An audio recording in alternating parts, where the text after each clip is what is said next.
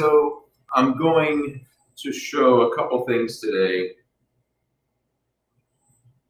Right now, I'm going to just start off with showing the starter that we rehydrated yesterday out of a dehydrated sourdough packet.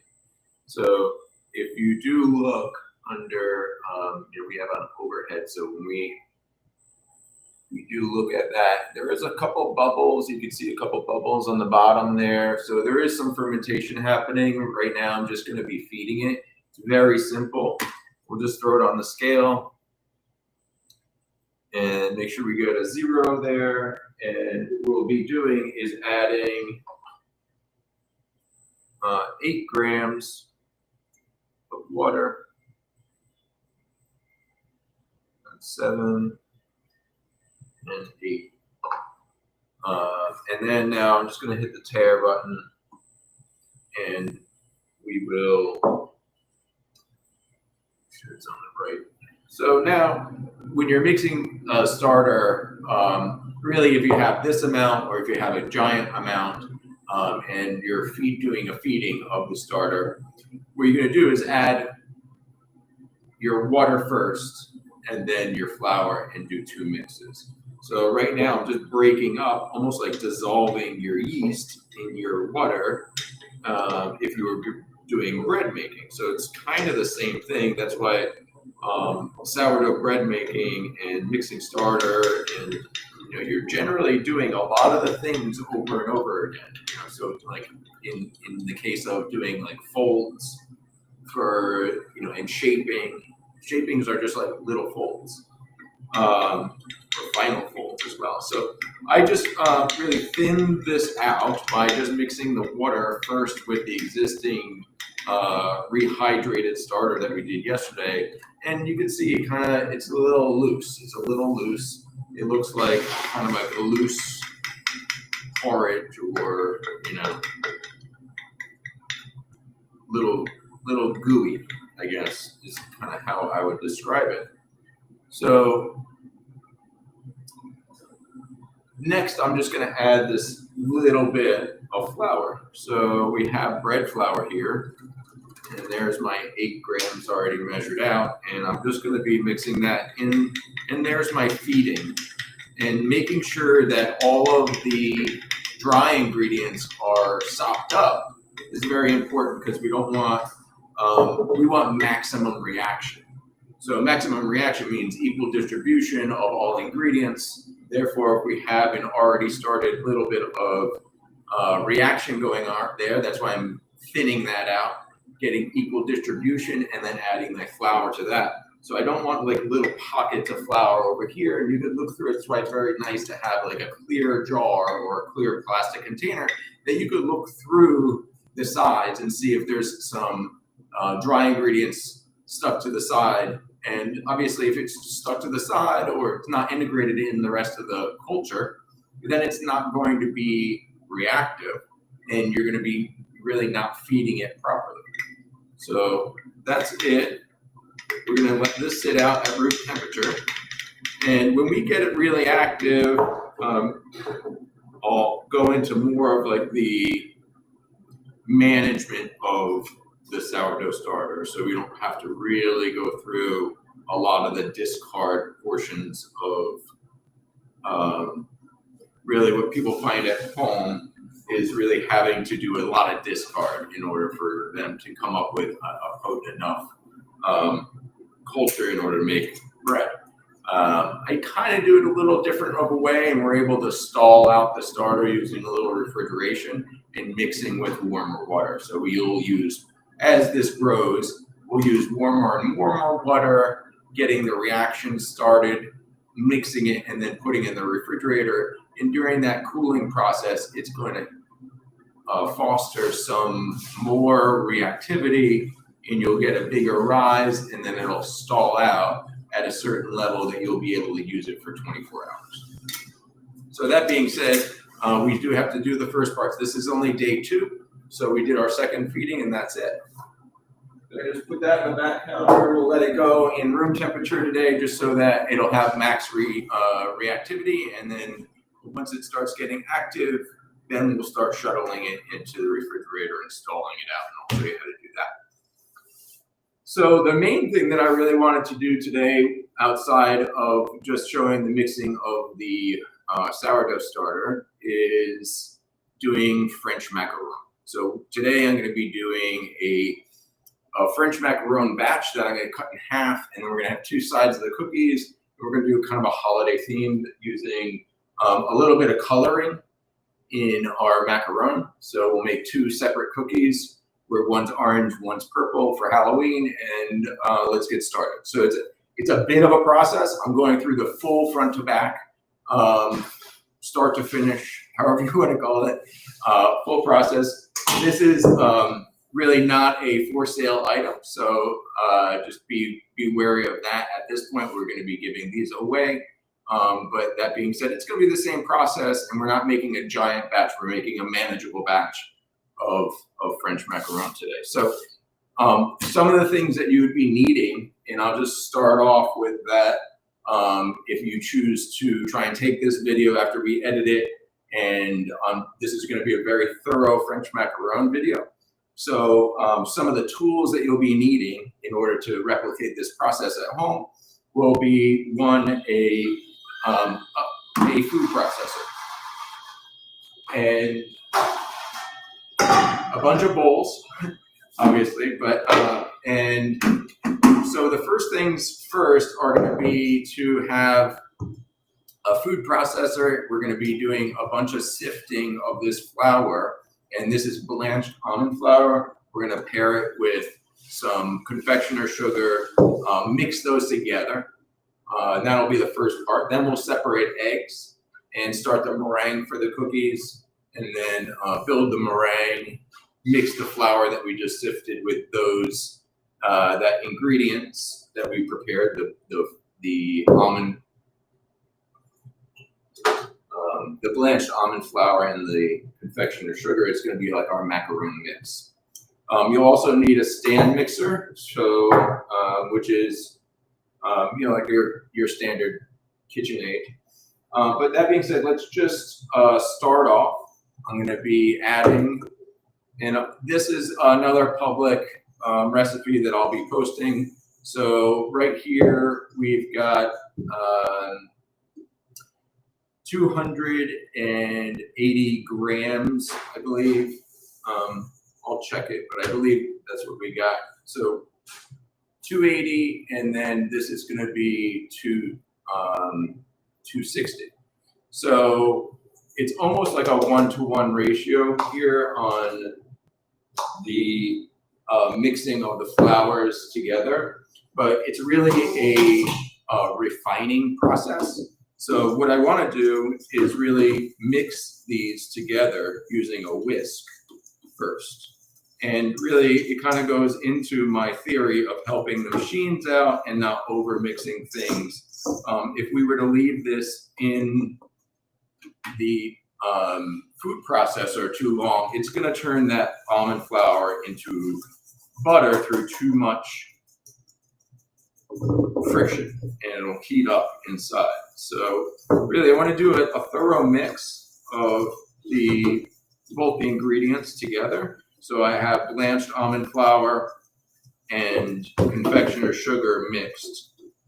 So what we're going to end up doing is filtering out a bunch of this mixture with the heavier granules.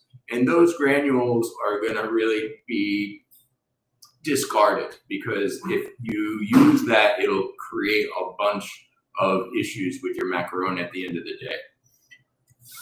And I've done this through many different iterations and repetitions through the years, and figured out that really this is one of the main processes that are very important to macaron making. And it even comes down to the type of blade that you put in your machine. So I have a smooth blade here for the food processor, and I also have a serrated blade. I'm going to be using the serrated blade, and it's a very important thing because there is a big difference between the results of using the serrated blade versus using a flat, normal blade. So that's of note, very important. You're just going to get a finer grind on that. So again, I'm just doing a final mix here, trying to get as integrated as possible. And you can see it's relatively integrated, but you do still see the speckle of white on our confectioner sugar. So I'm going to do batch by batch, and the recipe is, let me just think about it for a second. The recipe is going to be 280 grams of blanched almond flour to 260 grams of confectioner sugar. And we're just going to take this bit by bit and put it into the machine, doing 2 scoops at a time. So in this batch, it's not going to be a crazy amount of sifting, but it's going to be a decent amount because we're going to be turning this on. And you're going to want 2 bowls. So you're going to have this is going to be coming out. We'll sift it. This will be going in here. And then we're going to do it all over again. So it is a bit of a process to get this refined enough so that you're going to have a nice, smooth, integrated all together mixture on your dry ingredients for the macaron flour. So here we go. And we'll let it mix, and I'll actually turn up this and actually be moving it a little bit, not your standard motion for using a food processor, but it is necessary in order to not have really your mixtures sit there in one position. So then you'd have like a bunch of butter form on the bottom of this, and that really just wouldn't be conducive to a good mix. So again, I'm just going to continue to do this for maybe a minute, not even a minute. It's really going to be like more like 45 seconds. The more friction inside there, the more apt you are to have trouble creating a little bit too much moisture through the friction in this. So that's going to be it. We're going to take that out. You can see that we've got more integrated flour. And I'm just going to be taking this off and dumping it straight into the sifter.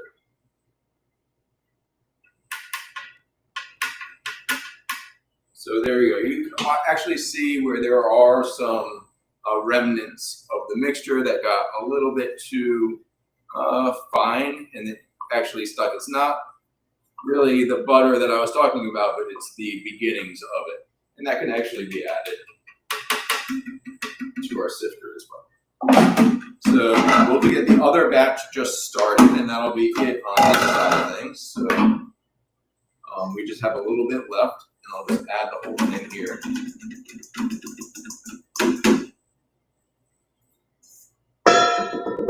And we'll be mixing this as well. So at the same time as that's going, I'm just going to be sifting this out.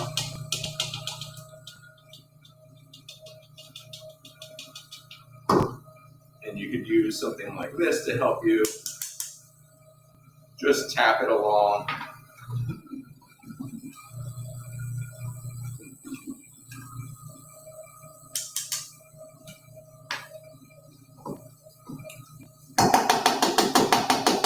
And you can imagine if you're doing like a big giant batch or doing this all the time, it is a bit of a process, and that's why really macaron, if they're done right, does take a lot of time. So really, if you're doing this in the bakery setting, you really want it to be done in giant batches. So this is just for our personal use today that we're making Halloween macaron. So we're just doing a small batch, and you can see now how grainy that is, and it's possible that you can see it on the camera. So we're basically, hi, how are you? Pretty good. Bagels. Bagels. Sure. Just give me 1 second. That's fine.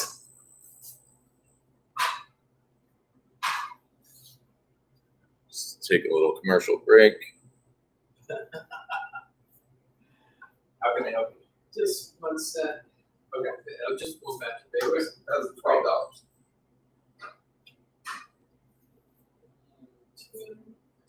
Yes, sir. There's the 10. Thank you. Thank you. Have a great day. Oh, awesome. Thank you. You go. All right, I'm back. Sorry about that.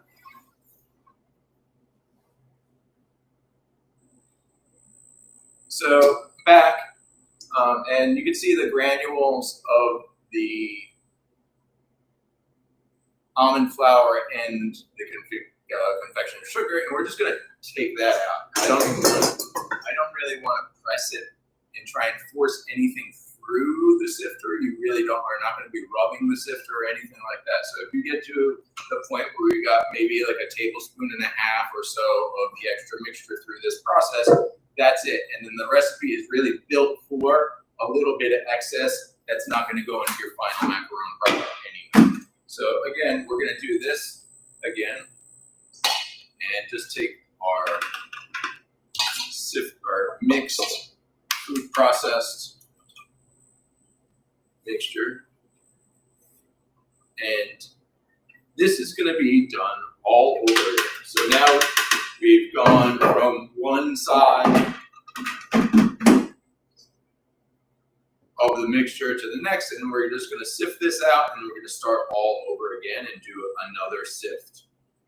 So this mixture right here is going to go right back into the food processor, and we're going to do this all over again. And this is necessary. It does seem a little bit like it's overkill, but it's really not. And you have to do it twice. You have to follow all these steps, and any shortcuts are going to really jeopardize. You could go through the entire macaron making process, everything look good, and then you'll come out with a really grainy cookie or something that falls or has a bunch of marks on it. So really, this process as it is, is going to take some time. So I've gotten my excess about a tablespoon worth, and we're just going to get rid of it. Now we're going to go right back into it. So take everything as it was, the same thing. We're going to go right back into the food processor. Now it's nice and powdery, but it's going to need another sift as well. So we'll do two cups there. And going to be doing exactly the same thing. So about 45 seconds in the food processor, moving it to avoid anything sticking to the edges. So I'm just moving this back and forth a little bit.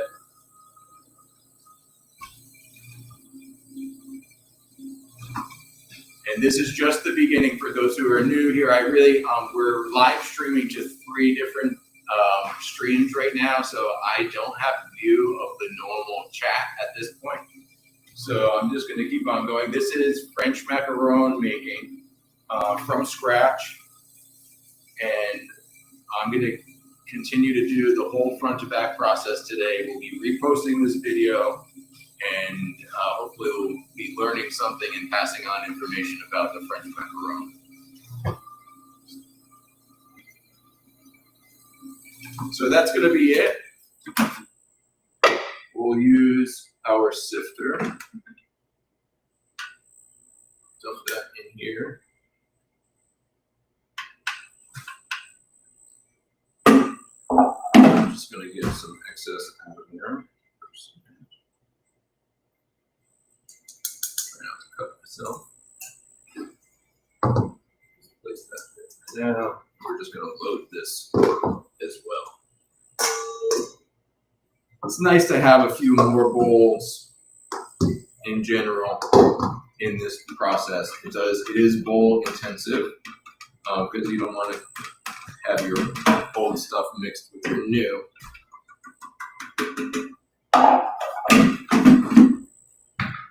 And another couple minutes and we'll be done with this process and have prepared our dry ingredients. So again, same as last time. We'll start that food processor and I'll do the sift on this.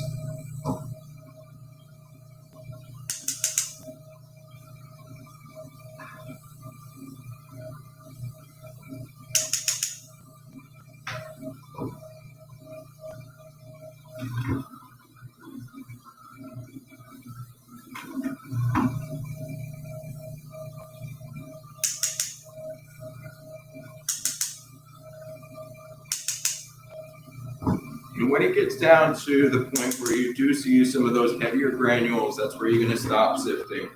And again, you do not want to be forcing anything through your sifter.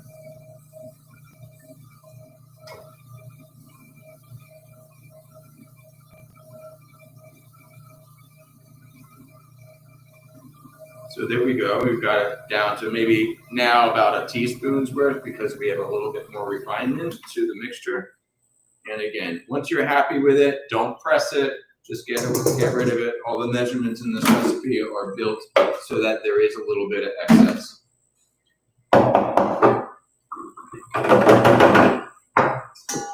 So I'm going to go right into the sifter.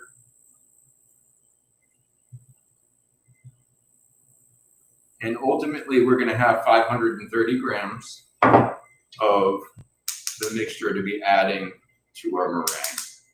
So this is built in that we have a little bit of excess, especially for the discard. And once I'm finished with this sifting, we'll just set this aside and then move on to the next step, which is going to be separating our eggs.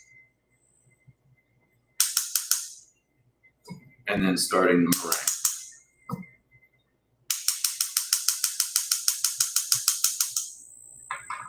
So I've got a little bit of excess there. I'm just going to scrape this bowl out and getting that finer stuff added to the mixture as well.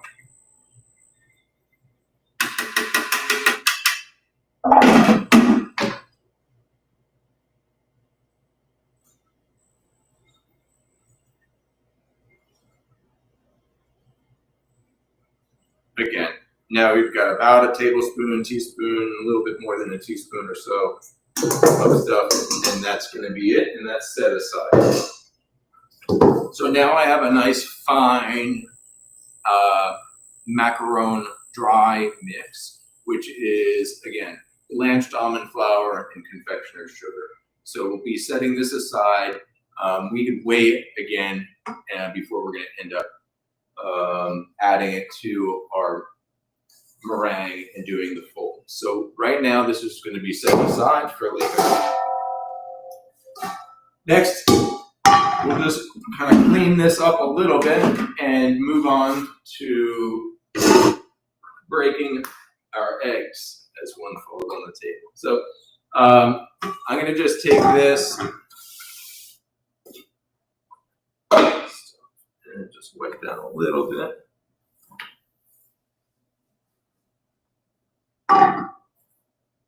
So again, I've gone through how to break an egg before, but really use a flat surface. You're looking for where it's bleeding out and then just hinge it open. And I do use the pool method of separating eggs, which I find to be the most efficient. So really that's dropping each egg on top of each other and one on top of the other inside the pool. And if you're careful enough and you have good eggs, you'll save some time. Although it is a little bit more risky, if you have a good technique, you won't risk breaking a yolk in your process. These are our eggs, so I did pick them out of the chicken coop this morning. And we're going to be using about 9 to 10 eggs, depending on the size. But ultimately, we're going to want 200 grams of whites and in 9 or 10 yolks. So flat surface, find where it's kind of bleeding out a little bit, and then we're just going to hinge it with our thumbs and go straight into the pool. And then I will use a separate container to just grab one here to separate our eggs and the yolks and the whites. So now I'm just going to go in with my hands, and we're going to be separating. So you could just scoop up each yolk, let the whites just fall out, and start separating. So I do like just going right in between my fingers like that, and the yolk just comes right out. And you know, I find this to be the most efficient way of separating eggs.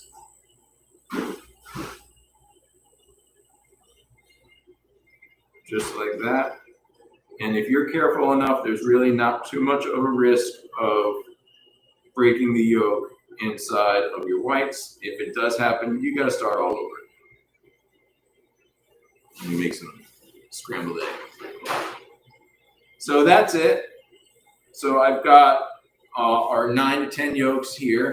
You do want to put a cover on this because we're going to use it later for the French buttercream inside of this, of our macaron. But the yolks portion have a tendency to get dry if you do leave them out in the wait time. So we'll put a cover on this. You don't want a crust on the top of your yolks. So we'll set that aside as well.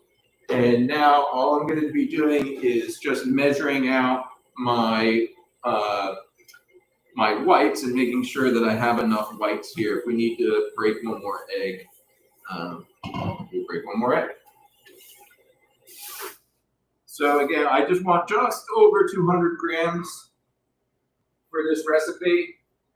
And we also do need a bowl to put them in. So I'm going to be switching out our stand mixer and the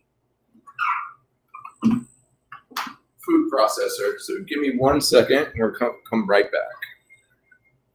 Again, sorry for the interruption, but this video will be cut up and reposted. So thanks for watching this far. But please do look for the full video. It's not the full live version.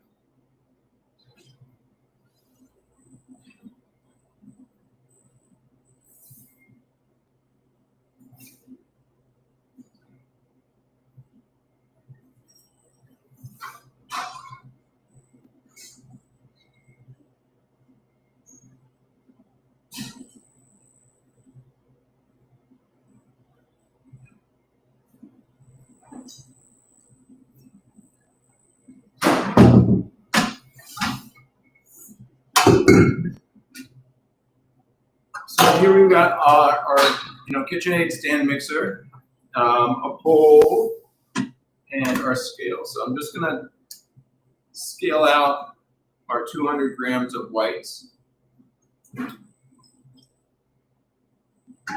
is a little bit over there.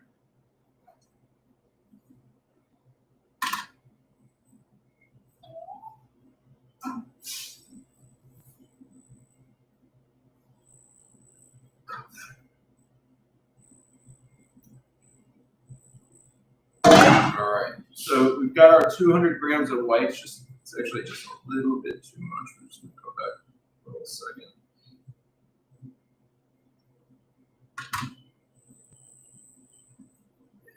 Tiny bit more. So I'll just add like 203 grams there, and we'll just set that excess aside.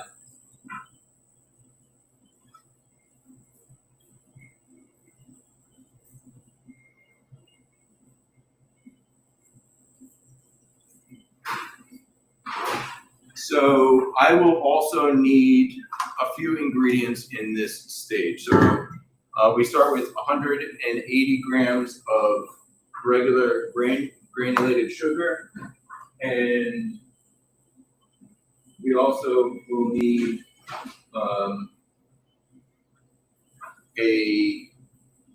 teaspoon of cream of tartar, which I did not prepare properly.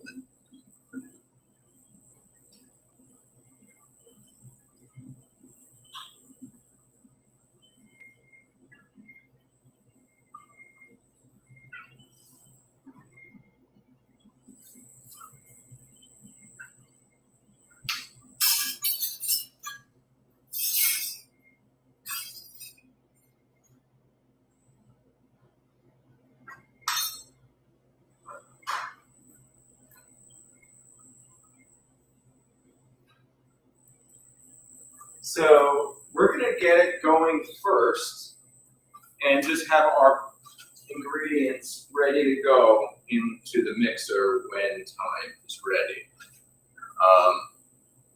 Doesn't follow me.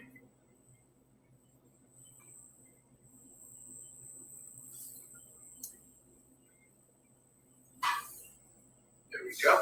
So here we are. I have 200 grams of whites, egg whites, inside of this mixing bowl. And again, you really need to have this very clean. If you did anything in the bowl before with anything associated with butter or any type of oil, you really don't want any remnants of that. It'll crush the whole process, and you'll have to start all over again. So I will be adding this now to, I think I have a tiny eggshell in there. Give me 1 second.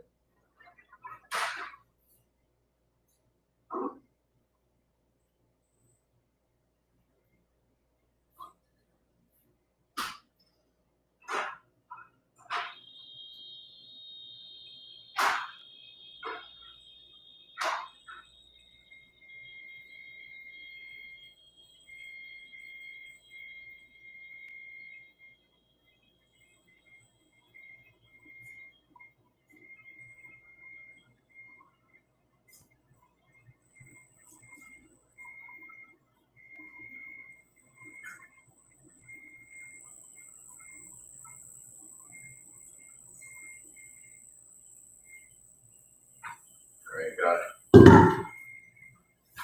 Sorry about that. This is certainly a live video. And yesterday, if you guys were here when I started it, it just did not go well. There are a lot of steps here in the macaron making process, so just bear with me on a lot of this stuff, especially doing like a small batch like this. It is a little bit different than what we're used to. So it's, again, we're doing French macaron here.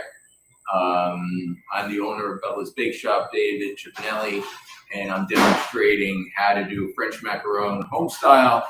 And having, today we're going to be making a Halloween style cookie. Okay, so I'm just adding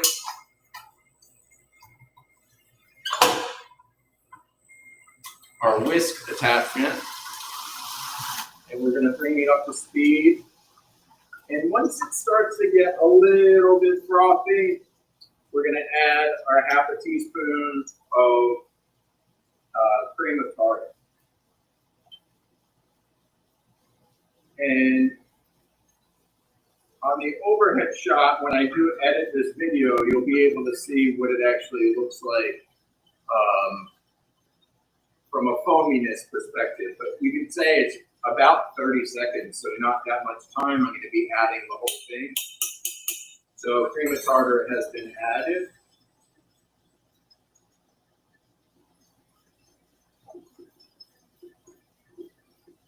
And once it gets a little bit more frothy, we'll start adding our granulated sugar. So we're just going to be doing it in a nice, even, smooth fashion.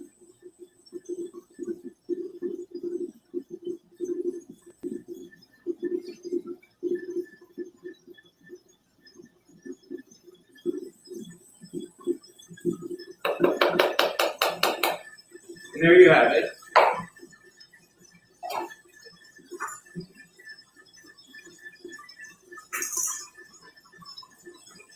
And now we're just going to be waiting here. It's going to take a few minutes in order to get enough meringue aerated so that you're able to start the folding process of the dry ingredients that we prepared earlier. And you're really gonna want a very big bowl. So we have a couple large, and I'd say like wide bowls. So the motion that we will be doing is very specific so that we're able to integrate all of the ingredients in a timely manner where you're not overworking the dough, or the batter rather, and you're able to get the dry ingredients integrated before and do a number of folds before the batter gets too liquid.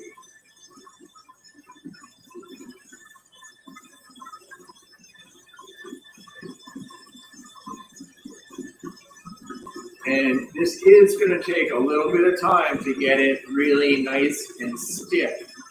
The stiff peaks, as they would say in the baking world for the meringue, is very, very important.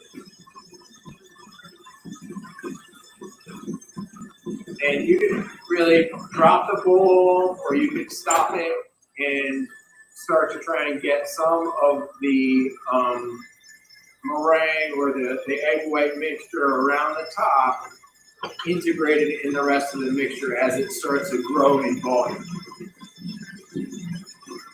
If you do stop this process and let it sit for more than 20 seconds, you pretty much ruined it. So you don't want to have a start and stop. This is a straight through thing all the way until you start finishing the folding in your bowl. You do not have the opportunity to really walk away from this at all. You really need to have a good eye on things during the entire process.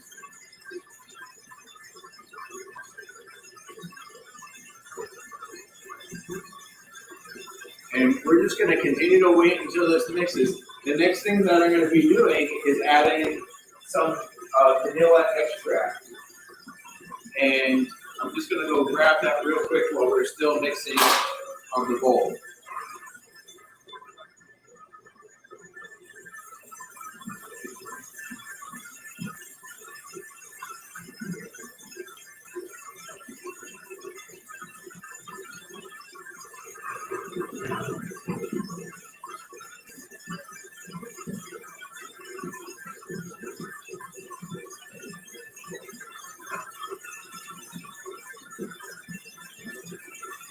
We'll be adding 2 teaspoons of vanilla extract when it's time. You really want the volume up on this before we're adding any more additional ingredients.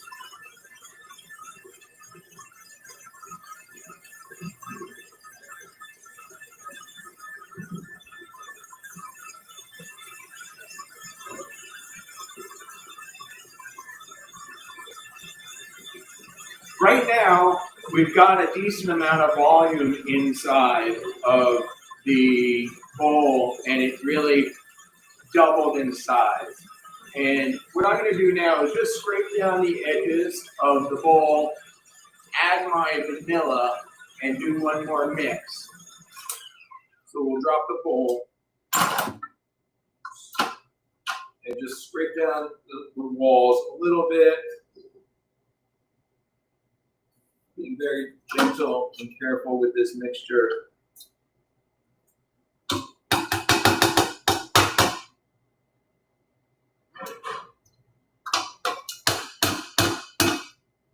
Okay, there we go. And we'll add our vanilla. 1 and 2 teaspoons.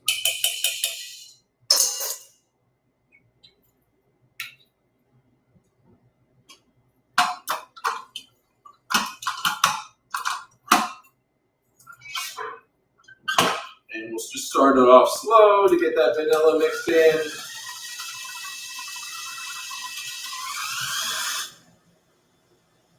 And ultimately, we're going to be mixing the whole bowl here, but since I want 2 different cookies, we're gonna have to split that batter and then add a little bit of color to it later in the process. So if you were just making one big batch of the same color type cookie, or just white cookies without any coloring, then you wouldn't have to do that, or at this stage, you could add your coloring. But really, you don't want to over mix this and you don't want to under mix it.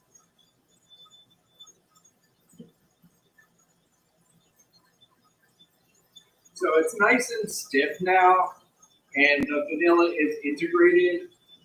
So we're there, and I'll be taking this out of the mixer and dropping it down. And you can see how stiff the peaks are here. So what I'll do now is take another bowl, be done with that, and I'm just going to take this all off of the whisk, like so.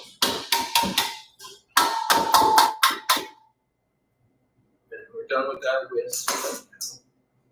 And here's my bowl with remaining meringue. And I'm going to be scraping it from the top very gently. So I really want to be very gentle, not to degas or take any air out of this at this stage. And we're just going to try and get it in and transfer it over without really taking too much process about it. The more we're going to handle that or be rough with the mixture, the more trouble you're going to ask for later. Okay, so now I've got all of the meringue in there with the vanilla, and I'm just going to be putting this over the top.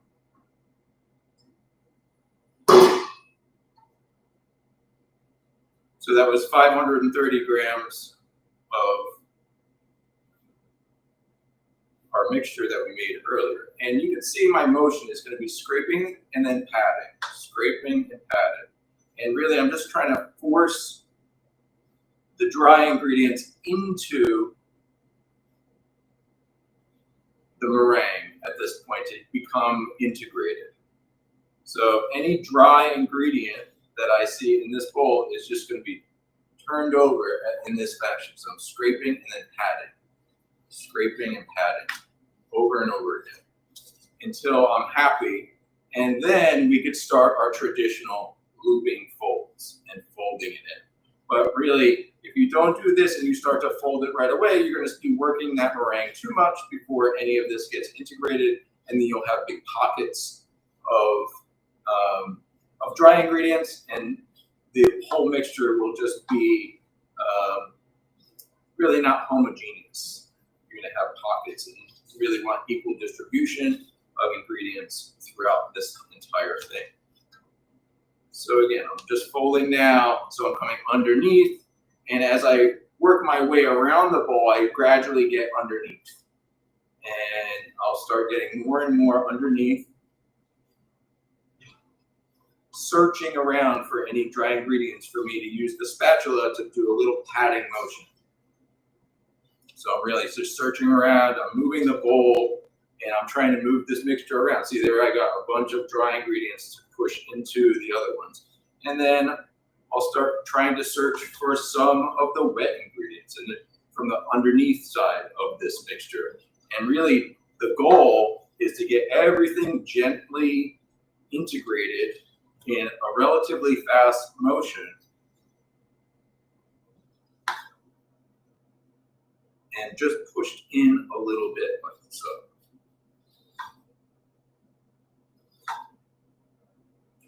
You can see as I go, there are almost no dry spots underneath there. I found one, and we'll just be pushing it in, with almost like a patting but circular motion, just to get it integrated, and then we'll start our looping folds. And you can see it's not really that liquidy right now, and we want it ultimately to fall off of this spatula in a smooth manner so that I could draw like this with as a figure 8. So I'm going to continue to be folding over and over again. And at this stage, since we're making 2 cookies, we'll stop this once I'm happy with the fact that we have everything integrated. I do have 2 bowls, and we're going to be splitting this mixture in half and adding a little bit of. Hi, how are you? Hi. How's it going? Just one question. We are looking for some dark rye bread. Not gonna find it in this store. European Unfortunately, no, I do sourdough breads. So I have a regular traditional classic sourdough bread. No. Yeah, we don't do dark rye. You know where we can? I don't. No, I do not. I really don't. Thank you. I apologize. Sorry about that.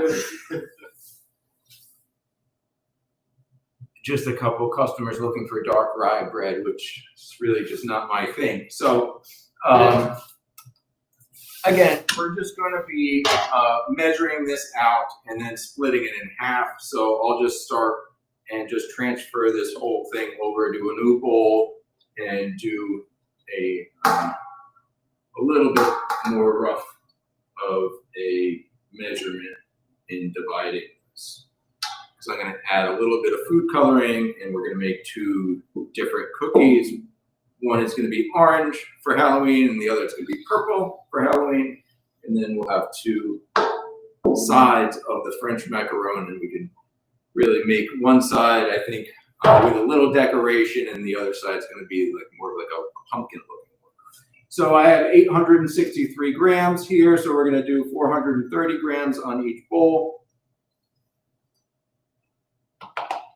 And I'll just take this a couple scoops over here,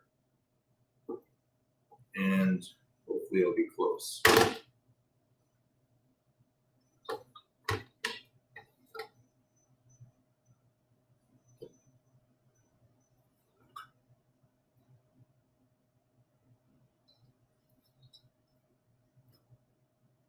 All right, perfect. So we'll just set this aside for now, but we're going to be fully integrating that one. I'll start with the orange, and this is just regular gel food coloring. I'll put a couple squirts in there, and we're going to turn this orange. So, and with a couple folds, and again, this is really kind of a small batch for me, so I haven't done it in this size in a long time, but again, we're just making this for home use. So, but you can see now it gets integrated very quickly, and the smoothness of the batter will get developed, especially on the small side. But you can see as I'm going over the top, folding, over the top, folding, over the top, folding, and it's getting smoother and smoother. And you can see now it's starting to come off of the spatula, and I could draw basically like a figure 8.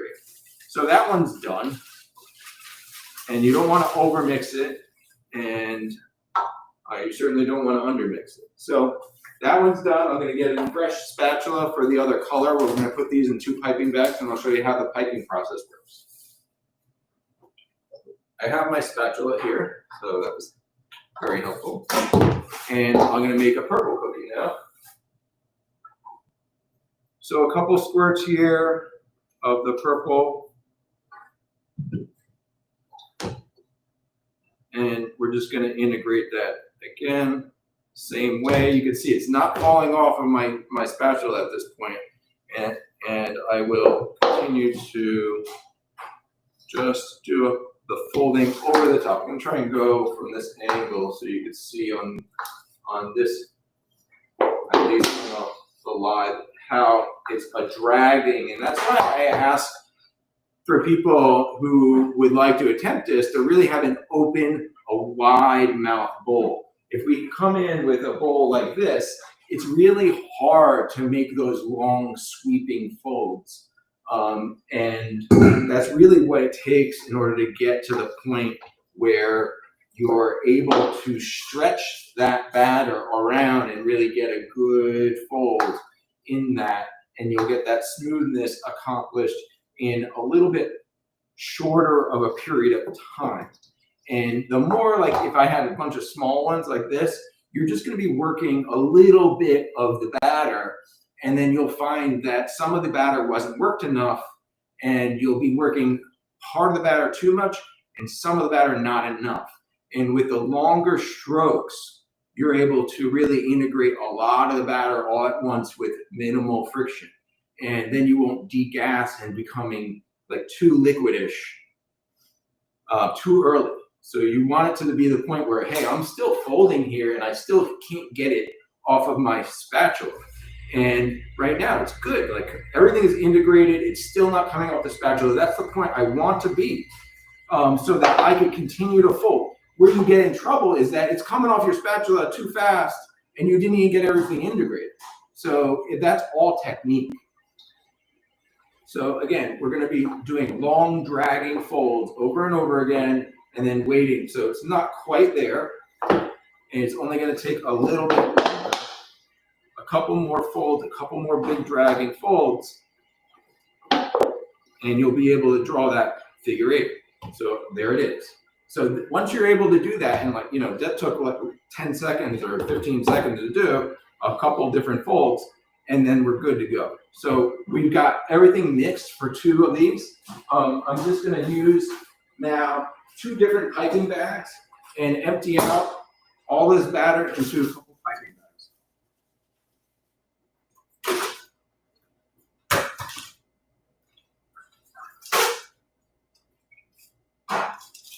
And I do use this, like, it's just a hollow extra piece to our oven that we have for some sort of a venting purpose, but it wasn't used. So I multi-purpose this into kind of my helper, pushing down a piping bag.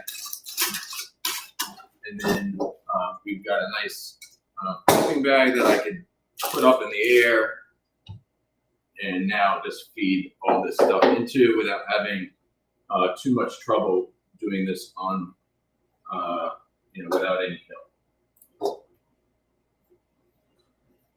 So kind of a little bit of a tip, you could do that with a nice piece of, like, call it 4 or 5 inch PVC pipe. You could do that too.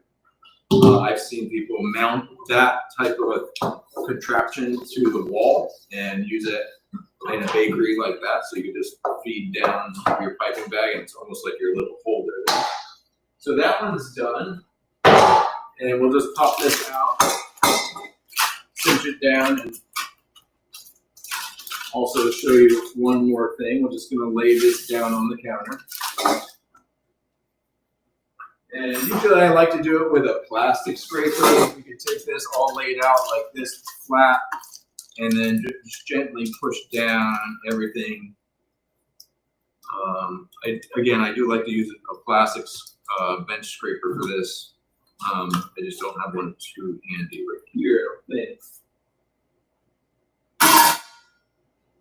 But that'll be good enough for today, and we'll just twist that up, and this one is going to be ready to start piping out. So we're going to do the same thing with the orange. And you can see we're making a pretty small batch here, especially since I split these in 2.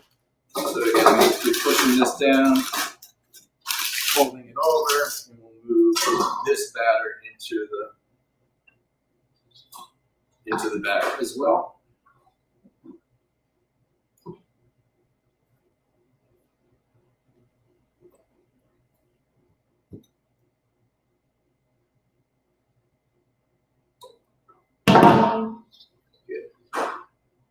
Getting all the profits out here.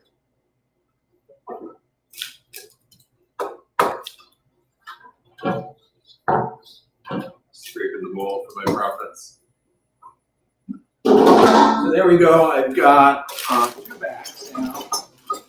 And these are disposable piping bags. I like to use these versus the ones you gotta clean. So for obvious purposes. And I'll just be forcing that batter down so we get the most usable batter. And then we'll twist that up, and now that's ready to be piped out.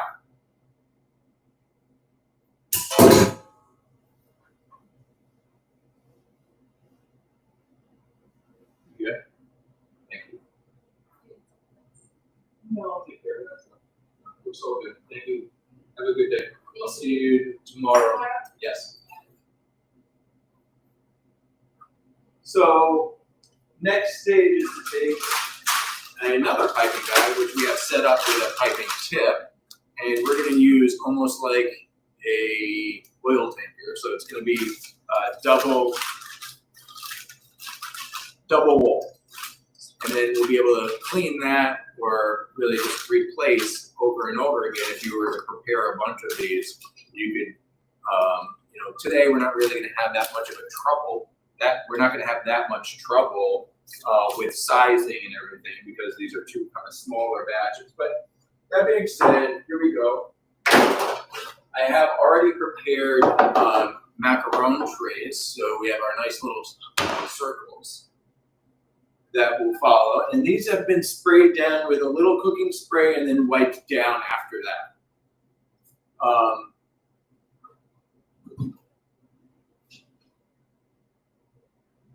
I'm just gonna hope I have needed a scissor. And I'll talk you through my process for piping. So you do want to, if you see that there's like a little arrow at the top, we're going to go about midway down that arrow and just cut off the top. And then I will just insert this, thank you, insert this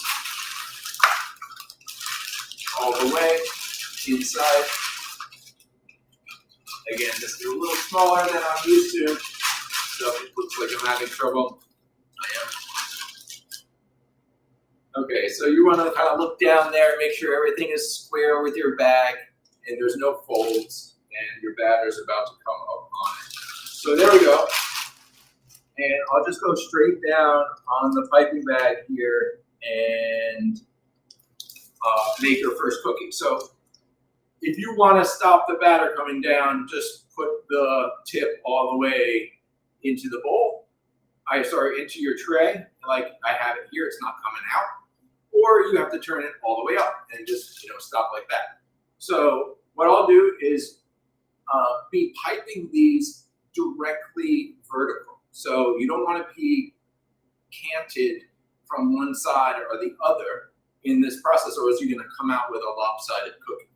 And I'm going to be going directly down, and I do hit my tip on the board, on the silicone mat, and then gently work up about 1/4 of an inch while the batter is coming out, and I stop, put no pressure, and then make a sweeping turn to move on to the next cookie. So demonstrated like that, I'm going straight down, pressure, pressure, pressure, no pressure, sweeping, and move on to the next cookie, and putting the tip directly on the center point of the next cookie mark. So pressure, pressure, pressure, stop, twist, and turn, and move on. So really putting pressure, no pressure, and then lifting and moving. No pressure, lifting and moving. So no pressure there, and pressure, no pressure, pressure, no pressure, and you're doing that little sweep turn, sweeping like this. So it's like almost like that as I'm going.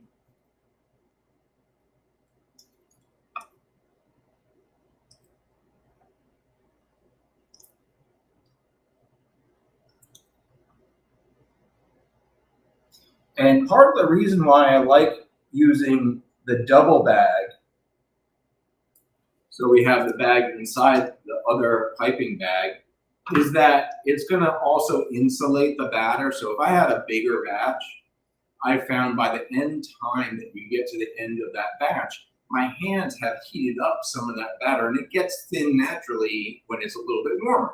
So to prevent some of that from happening, we use 2 bags, which insulates a little bit as well.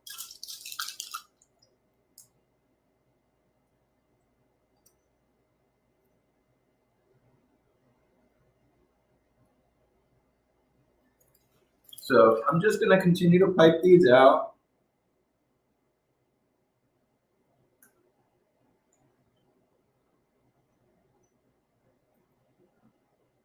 I do really bend over and really want, you know, a good bird's eye view of the cookies as they come out. And I could do it from like up here. I just think I'm just a little bit less accurate. And at least for me, I'm much more comfortable looking straight down the line of where the batter's coming out. And I'm much more able to really get vertical so that I get a nice even looking cookie.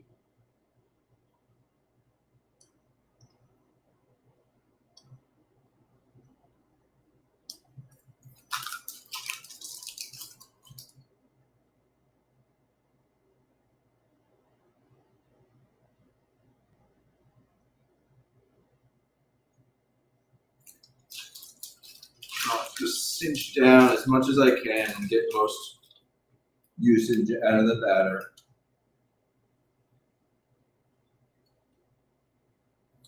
Again, this is more of a home style batch of cookies that you can attempt at home for sure. It's not a giant batch.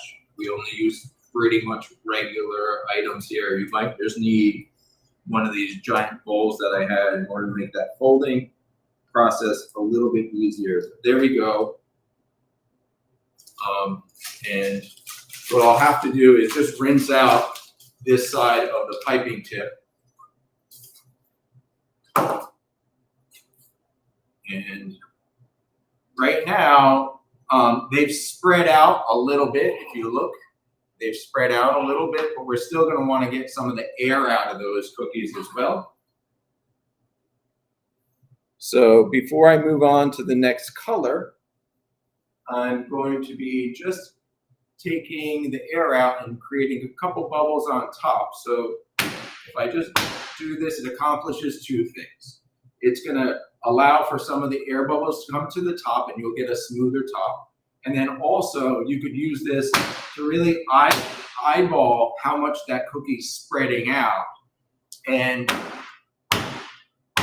it should really spread out to that outer circle. So we piped to the inner circle, and then as it sits, it's going to relax and spread out. But you might have to do a couple taps on the table in order to get them all the way out to the spot that you want. And now they're going to sit in the air and just cool. And we're going to create a crust over the top before we bake them. And that's just through airflow. So here at the bakery, I take a dehumidifier fan and blow dehumidified air over the top. Almost wrecked a bunch of these.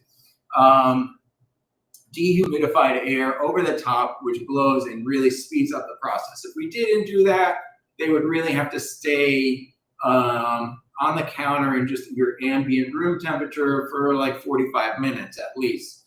For today, we should be able to get them dried out a little bit faster. In the meantime, I'll be making the French buttercream while we wait for these to dry out, bake, and then we'll come back to them as they're cooled, and I'll fill it with the French buttercream that we had made. So for now, I'm going to be moving these over to a rack where the dehumidifier is, and we'll start moving on to the orange color cookie. So give me 1 minute to get rearranged here, and we'll be just piping out again on the orange.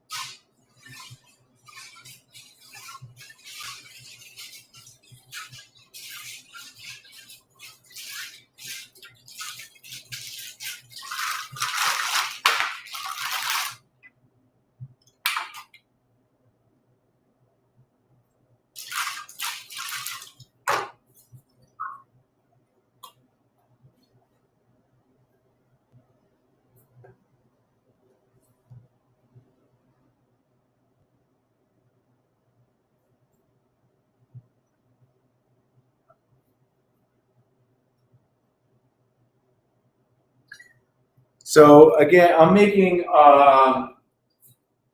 French macaron, and I've just cleaned the bag, and just gonna be piping out the same way that I did the purple ones. We're gonna be piping out these ones. So here we go. Again, you don't want any folds in your piping bag, and just cinch everything up till it's about to come out. And there we go. And I will be piping straight down. So pressure, pressure, pressure, no pressure, and turn.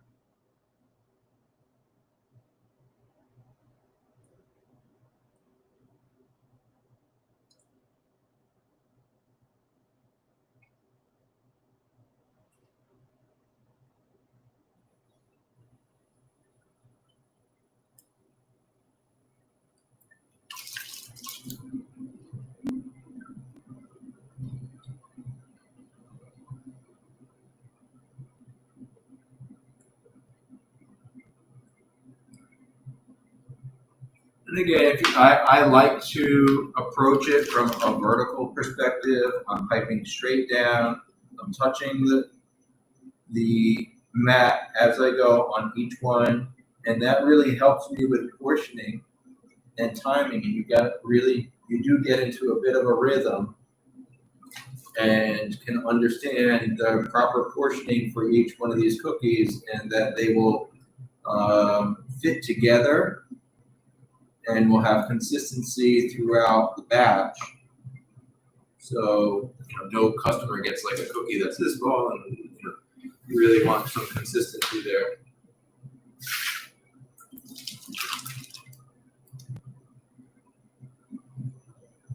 And just doing the same thing here.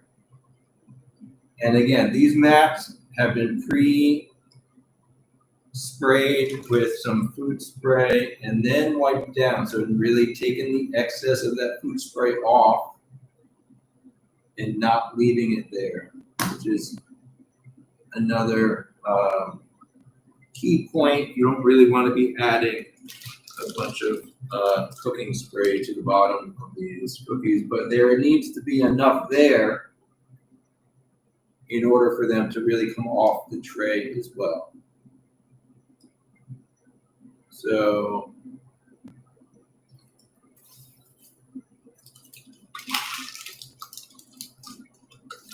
just going to be putting a couple of these on the edges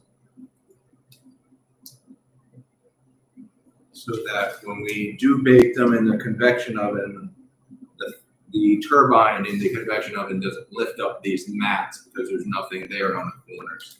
I didn't really do that on the purple ones, and I hope it's going to be okay. So sometimes there is a little bit of a difference when we start scaling down some recipes to show everybody, because I do run into some problems that I usually wouldn't normally be running into.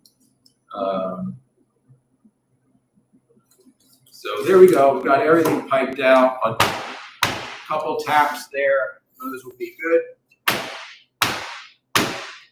Hi. Sorry. No, you're good. How can I help you?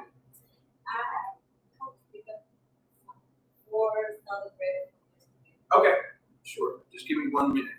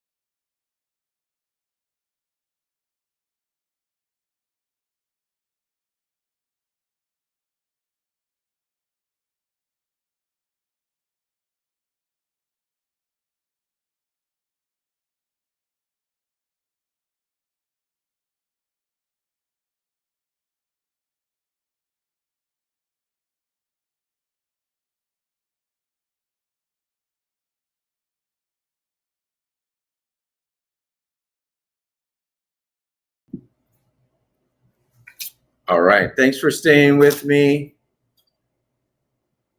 Some of the, just so you know, some of the comments that we've gotten going on here, I'm sure there is some things happening that I can't see because we're trying to live stream it across a couple different platforms, which prevents me from seeing a lot of this stuff in the comments section. So I know that's not normal, but thanks for sticking with me. We're going to be really reposting this video as an instructional video about macaron making. So thanks for sticking with me in the live, and how, you know, sometimes how it goes is not exactly as smooth as possible, but it'll look a lot smoother when I cut it up.